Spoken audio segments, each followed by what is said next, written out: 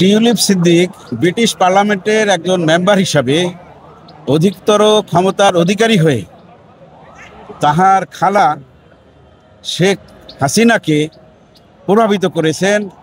যেহেতু শেখ হাসিনা ইতিপূর্বে তার নিজের নামে এবং তার দুই সন্তানের নামে 3টি প্লট নিয়েছিলেন, সেই জন্য টিউলিপ সিদ্দিকী তার খালাকে এই কথা বলেই প্রভাবিত করেছিলেন যে যেহেতু আপনি 3টি প্লট নিয়েছেন, আমার মা এবং ভাই বোনদেরকেও 3টি প্লট দিতে হবে।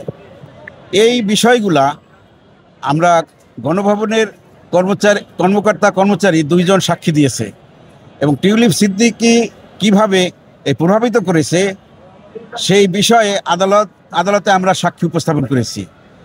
বিভিন্ন অ্যাপস এবং টেলিফোনের মাধ্যমে দেশে আসিয়া সাবেক প্রধানমন্ত্রীর যে একান্ত সচিব ছিল সালাউদ্দিন সাহেব, তার মাধ্যমে ও প্রভাবিত করেছে। এইভাবে তার প্রভাবিত হওয়ার বিষয়টা প্রমাণিত হওয়ায় আদালত তাকে 2 বছরের কারাদণ্ড প্রদান করেছেন।